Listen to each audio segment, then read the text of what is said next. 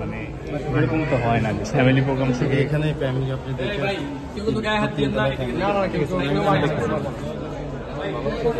কেন ধরেছে কি বিষয়ে কিছু বলেনি?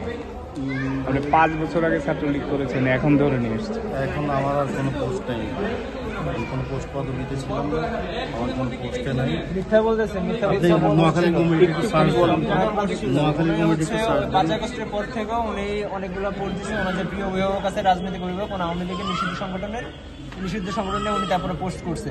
তারপর 4 আগস্টে উনি পোস্ট করছে যে আওয়ামী লীগের জয়যুক্ত হবে অবশ্যই, এগুলো নিয়ে অনেক পোস্ট করছে। তারপর আমরা ওনার মেসেঞ্জারগুলো ঘাটলাম, উনি এখন পর্যন্ত 5 আগস্ট পর্যন্ত পুরোপুরি সচল ছিল এবং এখন এলাকার লোকজন আমরা ধারণা করতেছি যে ওনার সাথে এখানে এই বিল্ডিং এ ওনার সাথে আরো কয়েকজন ছিল, ওনার পরিচিত ছিল।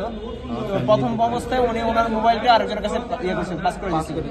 তো আমরা অনেক কষ্ট করে খুঁজে পাইছি, খুঁজে পাওয়ার পরে এরপর আমরা পুলিশকে কল করছি, পুলিশ আসছে। এখন আমরা এখানে আমাদের দাবি হচ্ছে এখানে ওনার সম্পূর্ণ ইনভেস্টিগেশন এখানে করে, তারপর ওনাকে আমরা ছাড়বো এখান থেকে। এর আগে আমরা ছাড়বো। উনি তো বলছেন উনি 5 বছর আগে ছিল। আমরা ওনার মোবাইল আমরা জব্দ করছি, মোবাইল জব্দ করার পরে আমরা এখানে প্রুফ পাইছি যে উনি এখন পর্যন্ত আগস্টের পরও উনি কিছুতে গুজব করা হয়েছিল, ওনাদের নিষিদ্ধ সংগঠন আমি দেখি এটা নিয়ে উনি এখন পর্যন্ত এটা নিয়ে প্রচার করতেছে।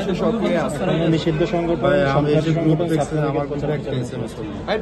গ্রুপে রানিং ছিল না, সবাই মানুষ সাক্ষী আছে। ওনার সাথে আর কাউকে পেয়েছেন? ওনার সাথে আরেকজন ছিল, কিন্তু আমরা যখন ওনাকে ধরছিলাম তারপর ওনারা বাদ বাকি আর কি আমরা ওখানে ওনাকে নিয়েছিলাম, আমাদের পালাই গেছে। আবার হয়তো কেউ থাকতে পারে, আমরা বলছি জানাইছি, ইনফর্ম করছি, ওরা এটা করতেছে, ইনভেস্টিগেশন করতেছে।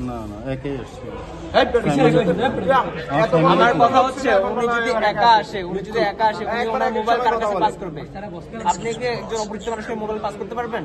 অবশ্যই ফ্যামিলি প্রোগ্রামে কে ছিল? আপনি তো বললেন আপনি কে ছিল একটু বলেন। আমার ফ্যামিলি কি প্রোগ্রাম ছিল? বলি আমার কাজিনের তার শালার আজকে বিয়ে, হলুদের প্রোগ্রাম আসে। এখানে আসেনি কেন তারা? আপনারই বিপদে আসছে তো ওরা এখানে সিনচেট হয়েছিল, ওই যে নওশাদ দান ছিল যে উনি আবার চলে গেছে।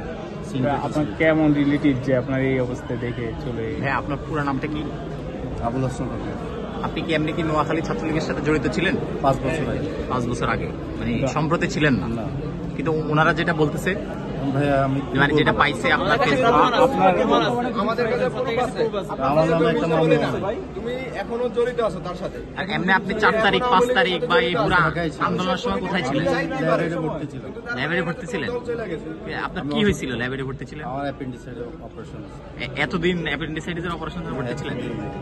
কতদিন বা কয় তারিখ থেকে কয় তারিখ পর্যন্ত ভর্তি ছিলেন?